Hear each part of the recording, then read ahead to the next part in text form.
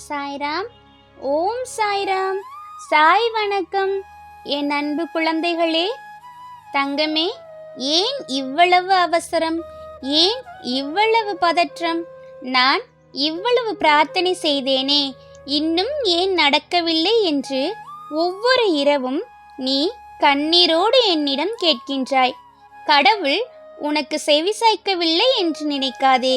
சில நேரங்களில் நான் உனக்கு இல்லை என்று சொல்வதில்லை, இன்னும் கொஞ்சம் பொறுமையாக இரு என்றுதான் சொல்கின்றேன். உன் வாழ்க்கையில் இப்போது நடக்கும் ஒவ்வொரு தாமதத்திற்கும் பின்னால் ஒரு பெரிய காரணம் இருக்கின்றது. ஒரு காட்டில் ஒரு விவசாயி 2 விதைகளை நட்டான். ஒன்று பன்னீர் பூச்செடி, இன்னொன்று மூங்கில். முதல் வருடம் பன்னீர் பூச்செடி அழகாக வளர்ந்து பூத்து குலுங்கியது. ஆனால் மூங்கில் இருந்த இடத்தில் ஒரு சிறு துளிர் கூட வரவில்லை. 2ஆம் வருடம், 3ஆம் வருடம், 4ஆம் வருடம் என ஆண்டுகள் ஓடின.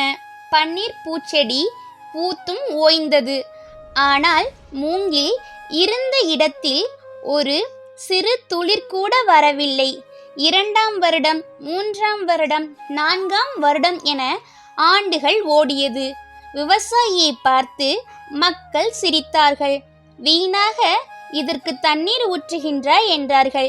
ஆனால் 5ஆவது வருடம் ஒரு அதிசயம் நடந்தது. வெறும் 6 வாரங்களில் அந்த மூங்கில் மரம் துளிர்த்து 90 அடி உயரத்திற்கு வளர்ந்தது. யோசித்து பார்த்தங்கமே, அந்த மூங்கில் 5 வாரத்தில் வளர்ந்ததா, இல்லை அந்த 4 வருடங்களாக அது பூமிக்கு அடியில் தன் வேர்களை ஆழமாக பாய்ச்சிக் கொண்டிருந்தது?